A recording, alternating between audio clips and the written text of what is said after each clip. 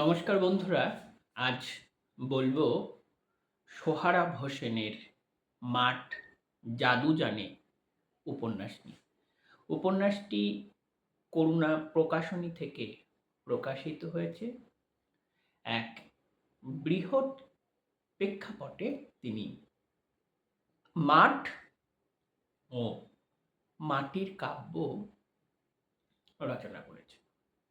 জমি একটা বড় জটিল বিষয় এবং জমিকে বোঝা, জমির চরিত্রকে বোঝা।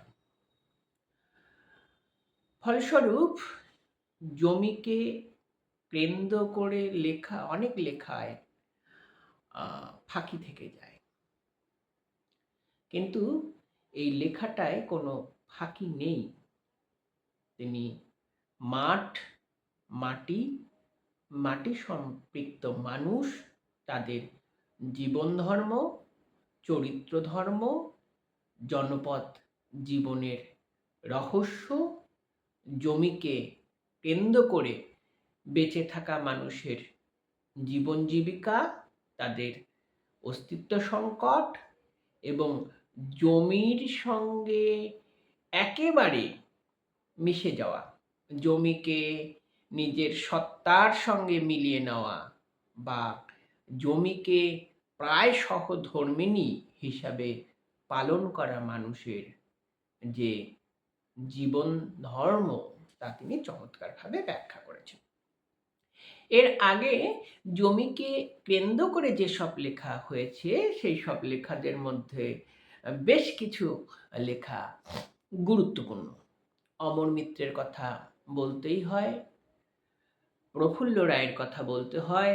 অমর মিত্র নিজে ভূমি রাজস্ব বিভাগে অধিকর্তা ছিলেন বলে জমির চরিত্রকে খুব ভালো জানতেন।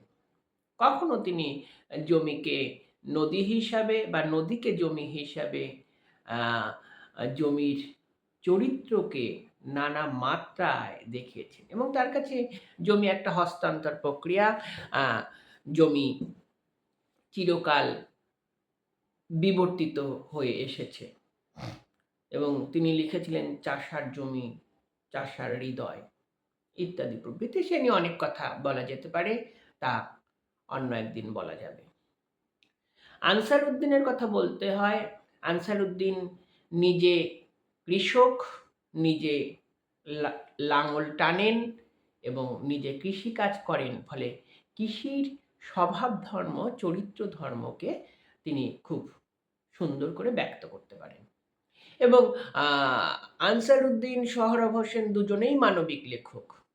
জাতপাত শ্রেণী ধর্মের ঊর্ধ্বে এক মহৎ মিলনের কথা, সাম্প্রদায়িক ভেদাভেদের ঊর্ধ্বে গিয়ে সম্প্রীতির কথা তারা বারবার ঘোষণা করেন। এবং সোহরাব হোসেনের আরও মানবিক লেখক। তিনি তার সমস্ত গল্প উপন্যাসে মানুষকে কিন্তু অশুভ বোধ থেকে শুভ বোধে, অকল্যাণ চেতনা থেকে কল্যাণ চেতনায়, জটিল অস্থিরতা থেকে মূল্যবোধের সত্যে বারবার ফিরিয়ে আনতে চেয়েছেন। কল্যাণ মণ্ডলের একটি উপন্যাস এক্ষেত্রে জরুরি, সেটি ইঁদুরনামা। ফসল চাষের যে জনপদ জীবন, সেখানে ইঁদুর একটা সত্য এবং শ্রেণী সত্য বহন করে, ফসল ধ্বংস করে। তার মধ্য দিয়ে তিনি জনপদ জীবনের সামগ্রিক সত্য, সেখানে মহাজন মাতব্বর বৃত্তান্ত থেকে সাধারণ মানুষের কথা লিখেছেন এবং তিনি পুরোটাই সেই ন্যারেটিভকে দাঁড় করে রেখেছেন সংলাপের উপর। তার সেটা একটা ঢং। আরেকজনের কথা বলতে হয়, তিনি হিরণ্ময় গঙ্গোপাধ্যায়। তিনি কৃষিকে দেখেছেন তাত্ত্বিক দিক থেকে এবং কৃষি নিয়ে যত লেখা হয়েছে তার মধ্যে হিরণ্ময়ের লেখা অত্যন্ত তাৎপর্যপূর্ণ এ কারণেই, তিনি কৃষি কিভাবে ভাঙন ধরছে, কৃষি গ্রাম বাংলার কৃষি কিভাবে লসজনক প্রোডাক্টে যাচ্ছে, পুঁজিবাদ কৃষকের সর্বস্ব কিভাবে নাশ করে দিচ্ছে এবং কৃষি প্রধান দেশের কৃষি কিভাবে পরাজিত হয়ে যাচ্ছে, এর নানামাত্রিক তত্ত্ব, রাজনীতি, অর্থনীতি, সামাজিক অবস্থা এসব নিয়ে চমৎকারভাবে লিখেছেন। খুব সুন্দর তার সেই আসমানি কথা উপন্যাস। আজ আমরা যেটা বলবো সেটা মাঠ জাদু জানে। এই উপন্যাসের প্রেক্ষাপট একটা বৃহৎ প্রেক্ষাপট। তেভাগা আন্দোলন থেকে নকশাল আন্দোলন পরবর্তীকালীন বর্গা প্রথা, অপারেশন বর্গা, ভাগ চাষ, সেখান থেকে কৃষি শিল্পের দ্বন্দ্বে সিঙ্গুর নন্দীগ্রামে যে যা হয়েছিল, যাকে কেন্দ্র করে রাজনৈতিক একটা বিবাদ, খণ্ডযুদ্ধ, নতুন সরকারের আগমন, এই পটভূমিতে তিনি উপন্যাসটিকে অঙ্কন করেছেন। উপন্যাসটির দুটি পর্বে বেশ কিছু চরিত্রের যাতায়াত আছে এবং তিন চারটি চরিত্র প্রধান, জামির আলী, আমির আলী, কৌছর আলী, সুবিদ, এই চরিত্রগুলো প্রধান। জামির আলী তেভাগা আন্দোলনের প্রতিনিধি, বা বলা যেতে পারে সেই সময়টাকে তিনি বহন করে আসছেন।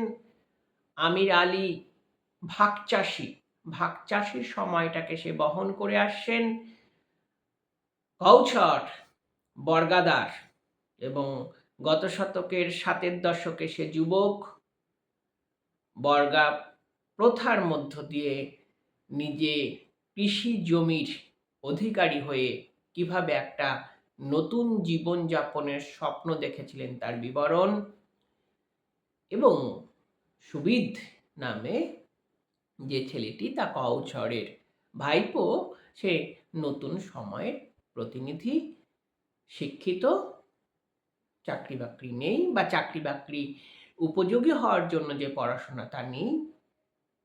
গ্রামে শিল্পের ঢেউ এসেছে, সেই প্রেক্ষাপটে জমি অধিগ্রহণ চলছে। সে জমি দিতে চেয়েছিল, কিন্তু তার যে জ্যাঠা বা বড় বাবা কৌছর অরাজি, এবং স্থানীয় রাজনৈতিক দল বিরোধী পক্ষের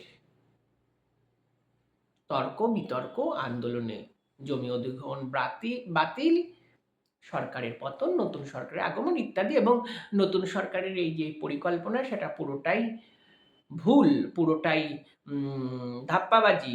তারা কিছু করবে না, কৃষকের উন্নতি, কৃষির জোয়ার কিছুই করবে না, এসবকে রেখে তিনি শেষ করে দিচ্ছেন। এখানে একটা জরুরি কথা, সিঙ্গুর নন্দীগ্রামের প্রেক্ষাপট এখানে নেই। এখানকার প্রেক্ষাপট সেই বসিরহাট অঞ্চলের, হাসনাবাদ অঞ্চলের, সেই মাটিয়া অঞ্চলের পটভূমি। এবং সিঙ্গুর নন্দীগ্রামের একটা আভাস আছে যে সেখানে জমি শিল্পের দ্বন্দ্ব, এখানেও জমি শিল্পের দ্বন্দ্ব আছে। কিন্তু প্রথম পর্যায়ে, দুটি খণ্ডের মধ্যে প্রথম পর্যায়ে, যেখানে ভাগ চাষের প্রতিনিধি আমির আলী মৃত্যু ঘটে যাচ্ছে এবং বর্গাদাররা নতুন একটা প্ল্যাটফর্ম পেয়ে যাচ্ছে, সেখানে পতন, সেই পর্যায় পর্যন্ত তার যা শিল্প মূল্য, তার যে উচ্চ দার্শনিক সুর, দ্বিতীয় খণ্ডে সেটা অনেকটাই ক্ষুণ্ণ হয়েছে।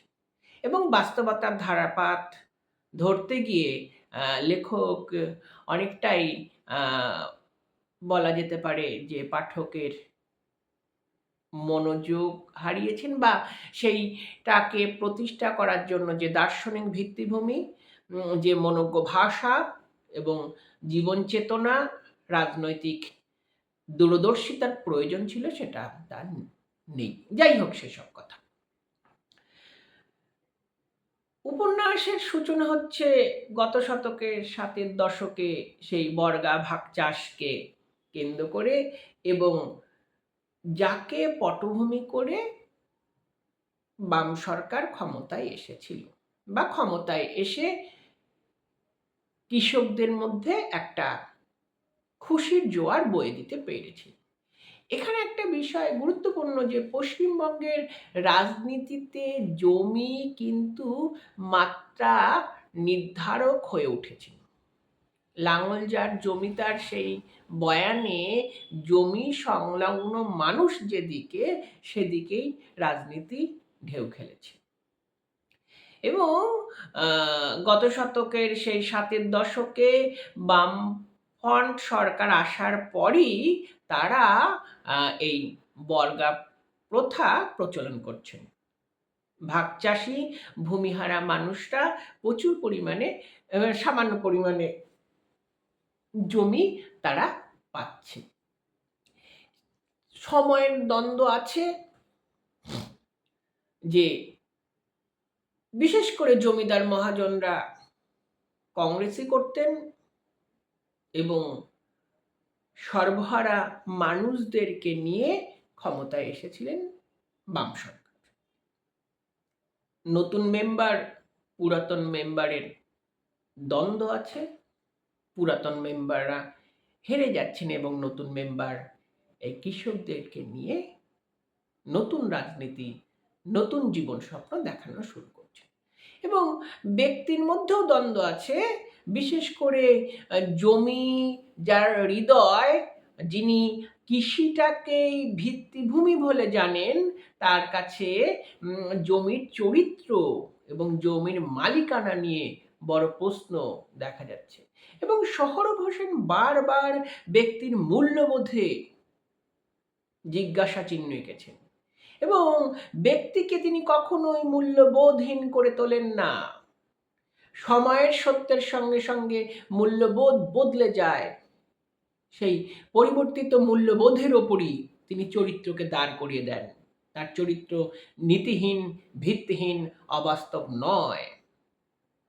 নায়ক কৌছার আলীর পিতা আমির আলী ছিলেন ভাগচাষী। দীর্ঘদিন তিনি ভাগ চাষ করে এসেছেন এবং তিনি কোনোভাবেই বর্গা করতে চাননি। অন্যের জমি, মালিকের জমি যা এত বছর চাষাবাদ করে এসেছেন তা নিজের নামে করে নেওয়া অন্যায়, এই মূল্যবোধটা তার ছিল। কিন্তু তিনি হেরে যাচ্ছেন সময়ের কাছে, নবীন প্রবীণের দ্বন্দ্বের কাছে। এবং তারাশঙ্করের যে ঘরানা, নবীন জিতে যায়, প্রবীণ হেরে যায়। এবং আমির আলী বারবার চেষ্টা করেছিলেন যে তার পুত্রকে পরাজিত করতে, যে এইটা অন্যায়। কৌছার আলী তার নতুন বিবাহিত স্ত্রী সাবিরা, যে যার জমির প্রতি অত্যন্ত মোহ, এবং জমিকে এই চরিত্রগুলো সকলেই প্রাণপণে ভালোবাসে এবং জমিকে ভিত্তিভূমি হিসাবে জানে, জমিকে সত্তার প্রতিনিধি হিসাবে জানে, তবুও মূল্যবোধগত পার্থক্য আছে। বর্গা প্রথা চলছে, ভূমিহীনদের নামে জমি বন্টন চলছে, ফলে স্ত্রী সাবিরার একান্ত ইচ্ছা নিজেদের নামে জমি করা, না হলে সে থাকবে না, এবং সে এক বিদ্রোহী প্রতিমূর্তি হয়ে ওঠে, সময়ের স্বর বহন করে যাচ্ছে। এবং তা নিয়ে নতুন মেম্বার পুরাতন মেম্বারের বিবাদ, জমিদার মহাজনের বিবাদ, উকিলের সঙ্গে পরামর্শ, কেস ইত্যাদি নিয়ে নানা কাহিনী বয়ে চলছে। এবং সেই সঙ্গে আরো একটি গুরুত্বপূর্ণ চরিত্র জামির আলী, যে এই কৌছারের দাদু, আমির আলীর পিতা, সে তেভাগার সময়ের প্রতিনিধি। ৭০ দশকে সে বৃদ্ধ, কিন্তু জেগে উঠছে। অর্থাৎ জমি যখন জেগে উঠছে, জমির সঙ্গে সত্তা সংলগ্ন মানুষও জেগে উঠছে। এবং আমির আলীর মৃত্যু ঘটে যাচ্ছে যখন সে সময়ের সঙ্গে আর পেরে উঠছেন না, সন্তানের চাহিদার সঙ্গে পেরে উঠছেন না, সন্তানের যে জীবনযুদ্ধ তার সঙ্গে পেরে উঠছেন না, তখন লেখক তাকে হুট করে সরিয়ে দিচ্ছেন, তার মৃত্যু ঘটে যাচ্ছে। পুরাতন মানুষ তার পুরাতন মূল্যবোধ নিয়ে চলে যাচ্ছে। বর্গা প্রথা হয়েছে, জমি পেয়েছেন, জমি নিয়ে ফসল আবাদ, সুখের সংসার চলছে। কৌছর সাবিরা বিবির পুত্র সন্তান হয়নি, তাদের ভাইয়ের সন্তানকে আপন বলে জেনেছেন। সেই সুবিদ আজ লেখাপড়া করে শিক্ষিত, চাকরি পায়নি। এই মুহূর্তে গ্রামে শিল্পের খোঁজ আসে এবং সেসব নিয়ে বাদ বিতর্ক চলতে থাকে। এখানেও নবীন প্রবীণের দ্বন্দ্ব ঘটে যায়।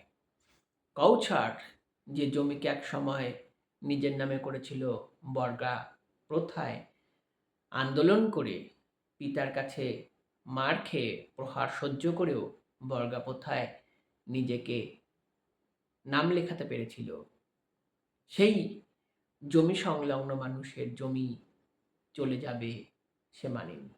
এবং এখানে খুব জরুরি যে উন্নয়ন অপেক্ষা অধিকতর লাভের দিশারায় না গিয়ে জমির সঙ্গে জড়িত মানুষ জমিকে ছাড়তে চাইছে না, এটা বড় জরুরি। এবং নতুন প্রজন্মের সুবিদ বারবার বোঝাচ্ছেন যে শিল্পটা কেন জরুরি, উন্নয়ন কোন পথে আসবে। এবং সে তো কৃষিকাজ করতে পারে না, মোটামুটি শিক্ষিত, কৃষির চরিত্র, জমির চরিত্র সে জানে না, তার কাছে শিল্পটাই মূল। শিল্প হলে কর্মসংস্থান হবে, কিছুটা চাকরি পাওয়া যাবে, কিছুটা অর্থের যোগান ঘটবে। কিন্তু বড় বাবা জেঠু সেটা বুঝতে চাইছেন না। তা নিয়ে তর্ক বিতর্ক এবং পশ্চিমবঙ্গের রাজনীতিতে যে ন্যারেটিভ গড়ে উঠেছিল সিঙ্গুর নন্দীগ্রামকে কেন্দ্র করে, তার বলার প্রয়োজন নেই, আপনারা সকলেই জানেন। এবং সেই প্রেক্ষাপটকে সামনে রেখে সেই বসিরহাট মাটিয়া অঞ্চলে জমি অধিগ্রহণ, ইচ্ছুক অনিচ্ছুক চাষি এবং সেই ইচ্ছুক অনিচ্ছুক চাষিকে সামনে রেখে বিরোধী পক্ষের রাজনৈতিক ইস্তেহার এবং সরকারের দল কমিটি গঠন, মানুষকে বোঝানোর চেষ্টা, আর্থিক উন্নয়নের জন্য কেন শিল্প জরুরি। সাবিত বারবার চেষ্টা করেছিল কিন্তু বোঝেনি, এবং শেষে শিল্প হয়নি, এটা বাস্তব প্রেক্ষাপট। কিন্তু লেখক যেটাকে জরুরি করে তুললেন তা হলো মাঠ জাদু জানে, মাঠ নিয়ন্ত্রক, মাঠ চরিত্রকে ধরে রাখে, মাঠ পশ্চিমবঙ্গের রাজনীতির প্রধান দাবিদার, প্রধান নিয়ন্ত্রক হয়ে উঠতে পারে। 70 দশক হয়েছিল বর্গা প্রথাকে কেন্দ্র করে, নতুন সরকার যখন এসেছিল সাধারণ মানুষ বাম ফ্রন্টের দিকে ঝুঁকে পড়েছিল। তারপর 34 বছরের শাসন এবং সেই জমিকে কেন্দ্র করেই কিন্তু বাম সরকারের বিদায় ঘটে গেল, এবং বিদায়ও ঘটিয়ে দিলেন সেই মাঠের যারা নিয়ন্ত্রক, সেই কৃষি মজুর চাষিরা। এবং মাঠ ভেলকি দেখায় এবং মাঠের কত ছলা কলা, মাঠ পড়ি, মাঠকে নিয়ে কত গল্প কথা, উপকথা এবং কৃষির কত উপমা হতে পারে। এবং সোহরাব হোসেনের লেখায় ফাঁকি নেই, যে কথা আগেই বলেছি যে অত্যন্ত মেধাবী লেখক এবং তিনি জেনে বুঝে সমস্ত পরিকল্পনা করে লেখেন এবং ন্যাচারালিস্টিক শিল্পী, কল্পনা নয়, বানিয়ে তোলা নয়। এবং শিল্পের জন্য বাস্তবকে তিনি বিকৃত করে দিতে নারাজ, এবং চাষিবাসী মানুষের অন্তরের কথাকে তিনি জানান দিতে ওস্তাদ। তার সেই উপমা, সেই পটল ফুল, ঝিঙে ফুল, জমির আলে গাছকে কেন্দ্র করে বিবাদ, পক্ষ বিপক্ষ, মাঠপড়ি এবং মাঠের জেগে ওঠার সঙ্গে সঙ্গে মানুষের জেগে ওঠা। তবে দ্বিতীয় পর্বে এসে আখ্যানের শিল্পগুণ অনেকটাই ক্ষুণ্ণ হয়েছে, যখন সে এই শিল্পের দিকে যাচ্ছেন, কৃষি শিল্পের দ্বন্দ্বের দিকে যাচ্ছেন, তার বাস্তবতা ধরতে গিয়ে যে তিনি সংকলাপ গড়ে তুলেছেন, যে বয়ান গড়ে তুলেছেন, তা অনেক ক্ষেত্রে একঘেয়েমিপূর্ণ। তাকে শিল্প করে তুলতে গেলে যে যথার্থ পর্যবেক্ষণ বা যথার্থ আ আ মুনশিয়ানা প্রয়োজন সেটা ছিল না। কারণ সিঙ্গুর নন্দীগ্রামের এই ন্যারেটিভ আমরা সকলেই জানি সেই সাধারণ সত্যকে বহন করে উপন্যাস চলতে পারে না। এবং দ্বিতীয় পর্যায়ের উপন্যাসের জন্য যে আ দার্শনিক প্রত্যয়, মনোজ্ঞ ভাষা, দার্শনিক ভাষার প্রয়োজন ছিল তাও নেই। তবুও এ আখ্যান জরুরি মাঠ ও মাঠের কাব্য হিসাবে। মাটি সংলগ্ন মানুষের সত্তার সংকট, অস্তিত্ব সংগ্রামের কাহিনী হিসাবে।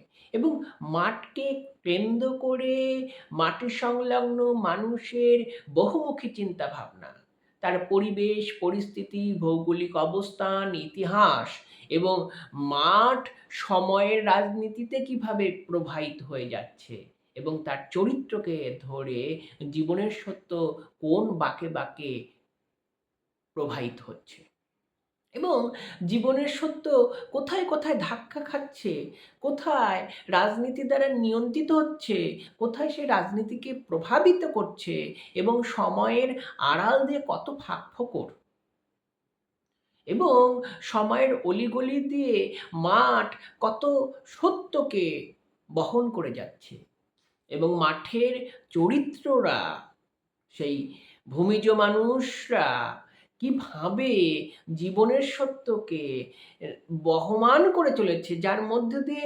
জনপদের সামগ্রিক সত্য ধরা দিচ্ছে। কৃষিভিত্তিক অর্থনীতির দেশে যা গুরুত্বপূর্ণ, আমাদের এই কৃষিভিত্তিক অর্থনীতির দেশে মাঠ গুরুত্বপূর্ণ অংশ। মাঠ ও মেদিনীর কাব্য রচনা করেছেন সোহরাব হোসেন। আজ এটুকুই।